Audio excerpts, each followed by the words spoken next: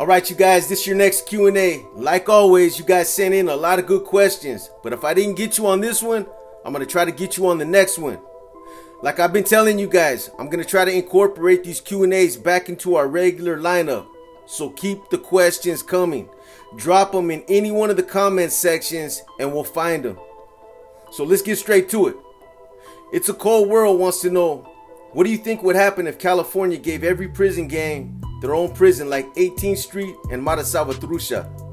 Wouldn't that kind of mess up the folks since they can't make money on the yard? Or do you think that would benefit each group? That's a good question, one I've never really thought about. You mentioned 18th Street and Mata Salvatrucha in your question, which also makes me think about another element in that equation. In some of those prisons where they have these gangs segregated, such as a prison called Penal de Cuidad Barrios in El Salvador that houses MS-13 exclusively, the guards are scared to even enter certain parts of the prison. I'm not saying that something like this would happen in a prison in California because we're obviously talking about apples and oranges. There's a lot of different things that contribute to that, such as the culture, the mentality, politics, and just the fact that this is a deeply impoverished third world country. These prisons are practically ran by the inmates themselves, and the interaction between them and the guards is often established under a working symbiotic relationship. I'm sure we've all seen some of the stories in the media where either a group of 18th Street gang members or a group of MS-13 gang members have actually broken into a prison for the sole purpose of going in and slaughtering their opposition. Will this benefit the gangs or hinder them from making money if they were separated? That's hard to say. Gangs, criminal organizations, and just criminals in general have always evolved and readapted with the changing times. I think it would benefit them in some areas and hurt them in others. Look at what supposedly happened in the state after the agreement to end hostilities was put in place by the Big Four. I say supposedly because I haven't been out there since this went into effect. And I've only heard about these things from different people. But this supposedly resulted in some of their rules, long-standing policies, and beliefs being compromised. I've heard that Northerners are now allowed to use drugs and that this was rampant out there. The whole environment changes when this happens. Instead of keeping your head on a swivel and remaining security conscious, these guys were staying locked in their cells and not coming out for 2 or 3 days at a time. This is obviously attributed to the effects of drugs and paranoia, but it's not hard to even imagine what the morale must be like in environments like this. Gangs are already cannibalistic. I'm sure we've all seen that when it comes to eating their own. They don't hesitate and it happens frequently. But put them in an environment where they have nobody else to turn their transgressions on, and I guarantee you it will only get worse. Preying and victimizing is something that's imperative to gangs. They absolutely need it. It's part of the social order, and this is also part of the status mobility system. It's a key component for earning respect and status. I guess one of the only things that could really be beneficial is that there definitely wouldn't be any more conflicts between the norteños and sureños or gangs with outside opposition. But who does this really benefit? The gangs or the prison administration? The reception centers are probably the closest you're going to get to being in an environment where there's not much opposition. The conflict is definitely minimized, but now these places become training grounds and places where they're more susceptible to do internal house cleaning and weeding out the weak links. Then there's the other question as to whether CDCR really wants to see these conflicts cease or not. Some say they don't, because then they themselves might become targets of those transgressions. There's a lot of different moving parts here, so it's hard to say for sure. But let me just say this before I go on to the next question. You asked about the financial gains being affected since they wouldn't be able to make money on the yard. Why wouldn't they? Again, they would have to either compromise more of their beliefs or conform to these changes by somehow compensating. They wouldn't stop making money. They would just have to make it another way.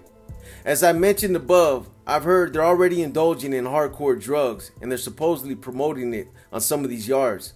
So I don't see it as being a real problem. At least not under the scenario that they have created for themselves out there. They obviously would just be doing business with their own people, and at least for the norteños, this would flip their whole program. So the Martin 9400. If you were out in public with someone and an incident like the one you encountered at the taqueria took place, how would you deal with an individual that tucked tail and ran? This situation is hypothetical, of course. There you go. I've actually encountered situations like this before. My first inclination would definitely be to smash this individual for being a coward and for leaving me hanging. But every situation is different, and I guess a lot of it would depend on the circumstances. If I was with someone and something kicked off and they ran, I'm gonna get their ass the next time I see them. Believe that. They got an issue coming, especially if I ended up getting hurt bad. That's probably the defining factor.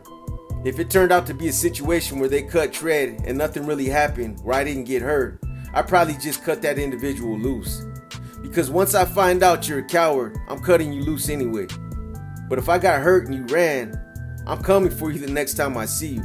Me, myself, I'm the type of person who you can depend on to have your back no matter what the situation is. It doesn't matter how many people there is. It doesn't matter how bad it is. If you're going to get beat down, I'm going to get beat down with you. I could never see myself running or turning my back on someone who I consider to be a friend. That's just not me. And the way I've always looked at it is like this. If I'm kicking it with someone and they get ran up on, then I'm getting down too. Because if someone runs up on my company, I feel like I'm being disrespected too. I've always been like that. But the bottom line is this. If someone runs in a situation where I could have gotten hurt and they get exposed as being a coward, I'm cutting them off from that point on, period. So JB Inch 3TZ wants to know, I got a question. I tried to ask during your live, but there was too much going on. How do you differentiate your inner demons from your war stories? That's a good question, and I've tried to explain this before.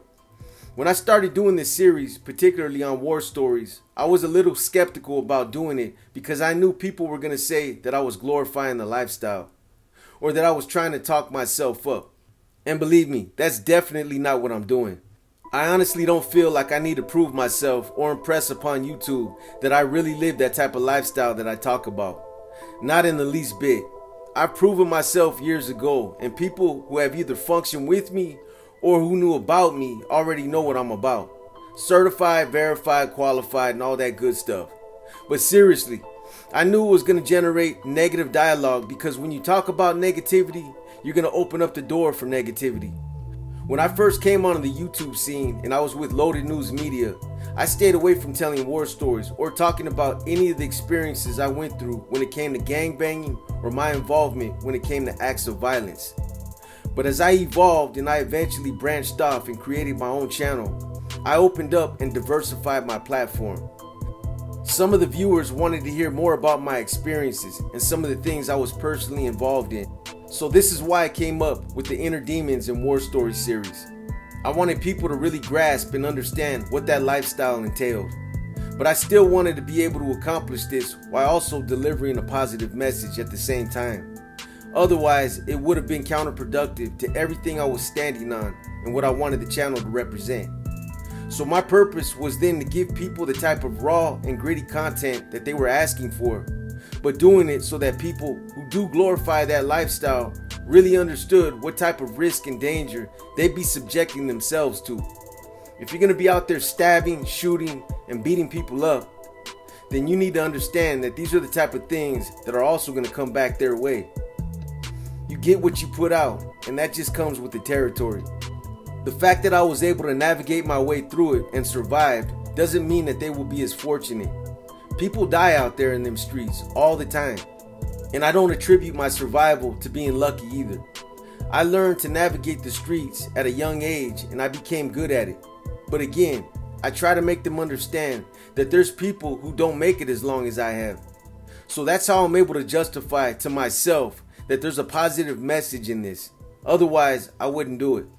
As far as differentiating the two, War Stories is geared more toward some of the intense, risky, dangerous, and precarious situations that I experienced out there. There's an element of violence that comes with the stories, and I think this is what resonates with some of the viewers. Inner Demons, on the other hand, is geared more towards my personal life experiences, everything from my relationships, my addiction, the politics surrounding my affiliation with the NF, and just everything that encompasses the type of lifestyle I was living. So at SwoopsandStero831 wants to know, what do you think about some of the older guys who come on to YouTube and brag about how much time they've done, or who try to portray the image of being active when they're not? Here we go. I think it says a lot about their character, and I think that this throws all their authenticity and credibility into question. Look, there's nothing cool about spending decades in prison, and it's definitely nothing to brag or boast about. In fact, those of us who really see it for what it is understand that spending all that time behind the walls is a failure and not an accomplishment. Anyone who thinks spending time in prison, spending time in the SHU, or that them doing more time than the next man gives them bragging rights is an idiot. The smart ones stay out of prison and go on to lead productive, prosperous, and successful lives. Homeboys that find their own way out the hood, the ones who understand the importance of being educated or putting themselves through school, are the real gangsters. Those are accolades worth bragging about. Having enough money to own your own houses, all the toys you want, and of course, being the breadwinner for your family are the kinds of things that people should be bragging about. I trip off some of these YouTubers who come onto YouTube, get a platform, and at first they're humble. They claim to be about the positivity. They talk about preaching the gospel, about being the catalysts and crusaders or champions of things like unity, positive messages for the younger generation who might be destined to prison. And then once they get established, they start showing their arse, doing all kinds of lame-ish. I can't even swear no more. Damn, YouTube. And the bottom line is this. Everything they get involved in, every beef, every conflict, every debate, and becoming other people's target is all self-inflicted. Whether it's because of the people they choose to associate with, whether it's because of the reaction videos they put out, or whether it's the way that they allowed their ego to rear itself, it's all self-inflicted, self-manifested. I don't buy the whole victim role, and I don't feel sorry for these guys when they catch someone else's wrath either. I don't have no sympathy for them at all, because we all see what's happening. We all see how these guys come onto YouTube, how they make their debut, how they put themselves out there, and then all the buffoonery they get themselves caught up in. How is it that some of us don't get involved in the drama if they're supposed victims of unwarranted animosity? And how is it that others are always in the thick of it? I've said this before and I've heard others repeat it because it's true. You can be whatever it is you want to be on YouTube. You can be the straight up type of individual who has a positive message, who values things like credibility, keeping it real, telling the truth, who stay in their lane, and who comes across as being an honest, straight up type of individual. Or you can be this wishy-washy character who compulsively lies, manipulates, scams, cheats, fabricates, embellishes, talks themselves up, and can't be trusted. You get what you put out. Let's keep it real. Being a YouTube creator doesn't put you into the celebrity category, and it surely doesn't mean you become ghetto fabulous. But it does mean that you are in the spotlight, and this means that you will be judged, critiqued, and measured for the things that you do, who you associate with, the type of content you put out, what type of person you are, your message, who you allow on your channel and their message. Do you stay in your own lane? Do you involve yourself in the things you shouldn't? Whether or not you've developed an ego. Are you humble, outspoken, opinionated? How you conduct yourself when you're interacting on your channel, the ebb and flow of your content, etc., etc. You're going to be judged and measured by a lot of these things and more. In essence, you create your own persona by everything you do, and this is how people are going to perceive you. So that's why I say it's self-inflicted, self-manifested. And when you deviate away from these things, when you lie so much you lose track of your own lies, when your ego becomes inflated, when you highbrow, when you put yourself up on a pedestal, or you start talking like you're way up there and everybody else is below you, this is when people are going to want to knock your block off. Even people who might have supported you at one time. Everyone has their limit. People might not care at first. They'll let you run with it. And they might let it go until it reaches the point to where it now becomes annoying, or they just feel a moral obligation to correct your mendacity. Granted, we're not in prison anymore, and for the most part, we don't operate under that political belief system. Understandable. This is not a prison yard, and this isn't the penitentiary. It is the YouTube yard. But that doesn't mean everything that some of us learned during our prison experiences just goes to shit. That doesn't mean that some of the morals and standards that we set for ourselves no longer apply. That doesn't mean that it's okay to compromise some of these things, or that it's okay to start loosening some of the stances that we were once adamant about. Because the truth in the matter is that some of these things are part of a belief system that made people respect you for being the type of stand-up guy that they believed you were when they started to take an interest in you. Some of these guys talk about all this time they've done and all these years that they've spent in the shoe, obviously losing sight of the fact that this is why people have gravitated and taken an interest in them in the first place. This is the persona they use to attract people to their channel by throwing all this prison credibility out there. So they can't now start scaling back, loosening their stance, or compromising these things because now they're chasing a bag, or because they have some type of vested interest in someone who they wouldn't have associated with in there. There's just some things that we don't compromise. Things like associating with weirdos who have been convicted of charges involving moral turpitude. Things like conducting yourself with a level of respect in actions and in deeds. Things like conducting yourself like a stand-up, well-respected type of guy. Things like maintaining discipline, the fortitude and aptitude, and a lot of self-taught, self-embedded things you learned in prison who made some of us who we are today. All these things are part of a big melting pot of lessons, struggles, experiences, and a mentality that, for the most part, that will always be a part of who we are and how we see the world around us. Yes, we can advance, we can grow, and we can continue to evolve by learning to better the things we believe in. But there's just some things that you still don't compromise. These are things that just don't get tossed wayside, or they're not just compromised when it's befitting or beneficial for you. Here's another thing. Yes, we are most definitely all human, and sometimes we make mistakes. Nobody's perfect by any means whatsoever. Sometimes we break character, and sometimes we have hiccups. Understood. But when you start disrespecting people, disrespecting people's families, acting like an idiot, calling people out, and coming all the way out of character, it's not as easy as making an aimless apology and calling it a day. It's not that simple, and people shouldn't be that forgiving. Especially when it's coming from someone who's represented themselves as this type of pintero who's above everyone else. Someone who's of a higher caliber. By their own accord, they should be held to a higher standard. So there is no breaks. One of the main problems with a lot of these content creators is that they're not being held accountable for all their bullshit. There's no accountability, and this is why there's so much fuggery going on unchecked. You got all these level 4, DEFCON 6 YouTube killers that think they're tough and think that people are going to be intimidated by them simply because they've been to the joint or because they've been to the shoe. That's the other thing that amuses me.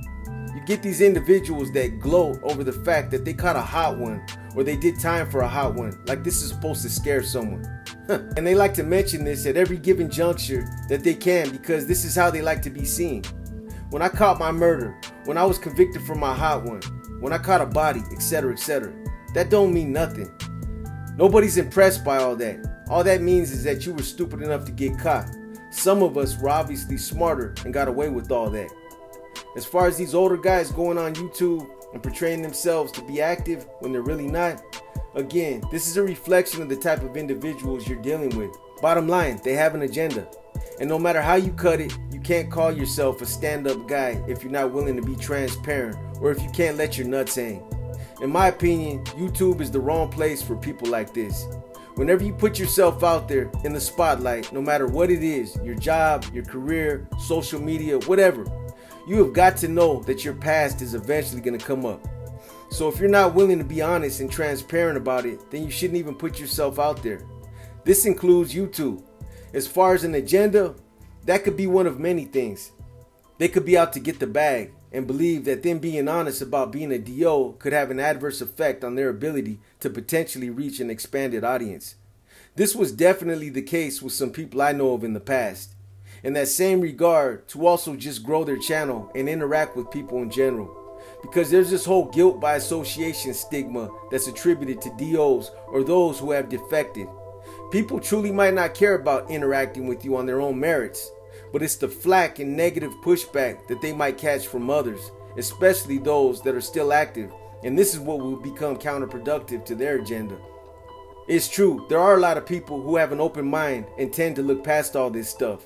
I'm a testament to this myself, But there's still stigmas that are attached to this by some people, and these are the ones they know they'd be losing if they were forthright about their true status.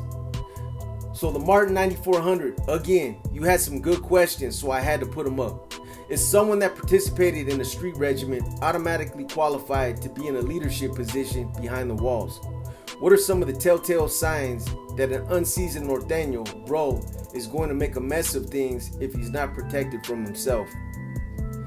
This is a good question, but the short answer is no. Just based solely on the fact that someone merely participated in a street regiment does not qualify them to be in a leadership position behind the walls. Even if this were the actual regimental commander himself, nothing is automatic and is still based and dependent upon status, rank, grade, who this individual is, and other means of qualifications. Keep in mind, you're talking about being qualified to lead positions that involve two different things: positions on the streets and positions behind the walls. Typically, someone that's been trained on street activities will already have undergone the basic areas of schooling that involve mainline training, security, chain of command, weaponry, leadership abilities, covert communication, and an array of other areas. But this still doesn't mean that an individual who possesses this knowledge automatically assumes a vacated leadership position. Again, nothing is automatic. There's processes and protocols that are set in place for who's determined to fill a position when it needs to be filled. As far as some of the telltale signs that one might notice with regard to an unseasoned bro, norteño, making a mess of things unless proper steps are taken in order to prevent it, this is really not complicated. There's a lot of outward telltale signs that are discernible, such as the manner in which this individual conducts himself, his clear lack of knowledge about how things work, and things like that. I've been to households like county jails that were clearly being overseen by a norteño who was unseasoned and lacked experience. I knew as soon as I got there. There was no security, nothing was organized or structured, the household was barely operating under set policy. I seen ends wearing shower shoes in the day room, and everyone there was basically just running around doing whatever they wanted. I was never the type of C who would go in and pull rank on someone because I had more status. If the household wasn't being ran by a C, then I would obviously have to take over. But if there was a C there and he was just a Cat 1 or a Cat 2 and he was running a tight program, then I would just let him continue to do his thing, and I'd let him know that I'd assist him and act as an advisor. That's what I'd normally do. But if I pulled up and I seen things weren't being ran the way they were supposed to be, then I demote that individual and take over myself. I remember going through Santa Rita once on a parole violation, and they actually let me go out to GP. There were 4 other N's in the pod I landed in. 2 of them were NR members, and 1 was from my hood. These guys all knew how to do time, and although one of them claimed that he was the OA for that unit, nothing was established over there. They only had 1 phone that was designated as a norteño phone. They only had 1 table that was designated as a norteño table. And there were some other things that were all messed up. They weren't pushing any lines in there. And I found out that this was a pattern that other units were also following. So I stripped everyone, appointed new securities, and wrote up a set of policies that I had filtered to all the sections in that part of the jail. Coincidentally, not long after I got everything organized, they put me on a bus and transferred me to San Quentin. At any rate, to wrap this up, those are examples of telltale signs that there might be an unseasoned N or bro who's either made a mess or is in the process of making a mess if someone doesn't step in or intervene. So, once again, the Martin 9400. What is your definition of someone that is game goofy as it pertains to gang culture? You know, I couldn't let this one get by. My definition might differ from someone else's, but I think someone who is gang goofy when it pertains to the culture is this. I think it's someone who claims that they understand the culture, and then when they try to explain or articulate it, they convey some distorted, made-up, lame version that they believe it's about. Game goofy is a square that claims the fame but is a phony. You see these types of dudes everywhere, not just on YouTube, but out here in the streets as well. But since most of the focus seems to be on YouTube, I'm going to stay focused on those that I would consider to be gang goofy on YouTube. How many times have those of you who've been in the system listened to someone on YouTube try to talk about or explain something about gang politics or the gang culture, and you were left sitting there saying, what the fuck is this guy talking about? That's gang goofy. And I'm not just talking about those individuals out there who latch on to the game because they're infatuated with the mystique, the stilo, and the whole prestige of it. I'm also talking about some of these guys who might have came up in the hood and who might have even been to the joint, but still seem to have a distorted perception about the true definition of the gang culture. They never get it because they're goofies. These are the kinds of homeboys that used to get their lunch money taken in school and who are constantly getting picked on and beat up out there. So FR4864 wants to know, have you ever been recognized and approached by a fan? Does it set off an alarm at first? I got PTSD, but a different kind from Afghanistan. But I know I struggle with people coming up to me. I've got to start this out with a tongue-in-cheek kind of laugh because I've never referred to my viewers or subs as fans. I know there's a lot of YouTubers that do and really do believe that they've evolved into these huge celebrities, but I personally have just never referred to anyone as a fan. But the short answer to your question is no, I haven't. Seriously, no one has ever seen me out there somewhere like a restaurant or at a Walmart or any other kind of function and approached me with positive energy.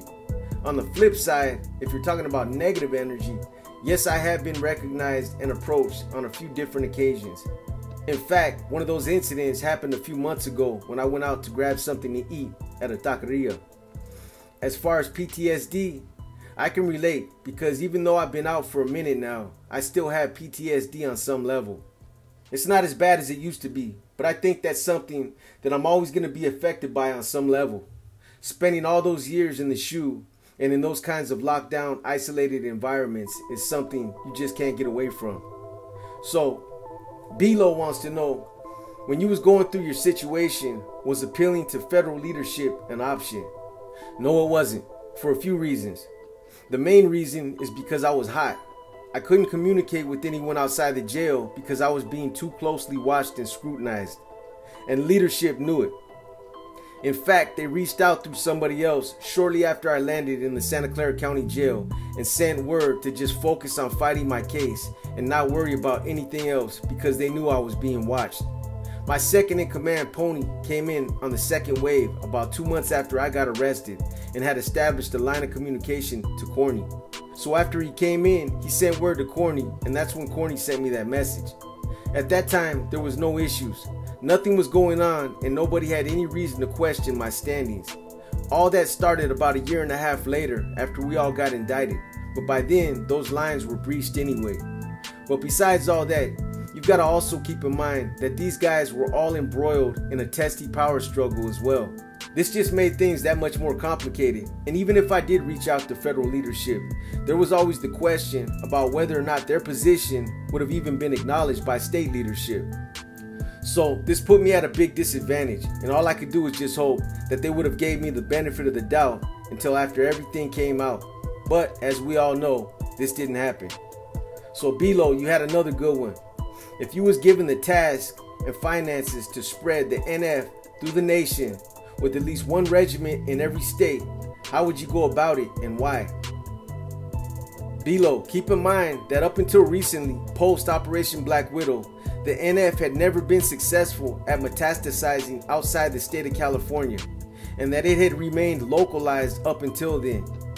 Whether it was just behind financial reasons, the lack of vision, or just the lack of motivational push, the fact remains that it had never been done before this.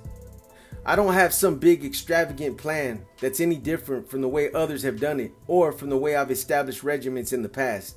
I'd go into each state or city where I planned on dropping the NF's flag, and I'd start with the grunt work, getting down in the trenches with some of the more influential northern-based street gangs or those that have aligned themselves with the Norte so that I could start with the recruitment process. Whenever I've initiated this in the past, I always focused on the bigger, more influential gangs, and then I looked for the members in these gangs who were either leaders or who just had influence. These guys usually had done time in the system and in a lot of cases were NR, Nuestra Raza members. By recruiting these guys, this would give us access at utilizing these gangs for things such as combating the Sureño gangs that were establishing strongholds in different areas. Shout out to all the Sureños and all the upstaters. These ends that held the influence within their respective neighborhoods would act as conduits for us, and through them we would assert our control. The next phase would usually be to start accumulating all the tools and resources that we would need in order to start operating in that area. This includes the guns, the drugs, vehicles, connections, clientele, etc., etc. Along with this comes a level of reconnaissance, where we map out our territories, push out any interference, and begin establishing these areas. Interference includes any enemies, opposition, or anyone else who actively refuses to conform with the policies and procedures that we set in these areas, and anyone else for that matter who might not be in compliance. This includes regulating drug prices, those who we allow to operate within the perimeters of our territories, those who adhere to our kickback policies, and things like that. One of the final steps is to invest in legal businesses. Depending on the size and advancement of the regiment, this is done not only to acquire the business aspect of these legitimate businesses, but also to begin cleaning the books and accounting for all the criminal proceeds, basically money laundering. Whenever we take over a city, state, or even a neighborhood, and we intend on establishing a fully functioning NF street regiment, it's imperative that all these steps are taken. Again, this area has to be free of all opposition. We have to maintain full control and dominance over that area. And all these things must be done in order for us to become productive and to start generating money. I've always used this format to establish street regiments, but there's also a lot of other things that I might have encountered in the course of moving through any one of these steps. In the meantime, in the midst of the NF's quest for further expansion, they obviously haven't expanded to every city or state as you asked in your question. But they've definitely made a lot of headway over the course of these last 10 to 15 years since both Operation Black Widow and Operation Valley Star. So, at SoCal3233 wants to know, do you know if Achali, aka Lizard, ever wrote a book? And would you think it would be a good read, given his perspective? As a matter of fact, not too many people know this or have seen the book, but yes, Lizard did in fact write a book. I only know about it because they released it in my case as part of my discovery. When they hit me with all the gang enhancements for each felony I was charged with, they used a lot of predicated offenses to make the enhancements stick. What this means is that when you get charged with participating in a criminal street gang like I did, they basically use the past predicated offenses from whatever the particular gang they say you belong to committed in the past to validate the enhancements. In other words, they can use that gang's past crimes as a showing that it has continued to be involved in a pattern of criminal and illegal activity. The predicated offenses they used against me to substantiate the enhancements were some of Operation Black Widow's offenses and the Robert Brown Bob Veramontes homicide. Because Lizard was a percipient witness in that case, we were given some reports on Lizard that also included 2 chapters of his book. As far as I know, Lizard had started the book during a short time while he was in custody, but never actually finished it. The name of it was called Shattered Truths. Do I think this book would make a good read? Absolutely. Regardless of the fact that he was full of ego and wasn't liked by too many people, he had a good story, and I know for a fact that people wanted to hear it.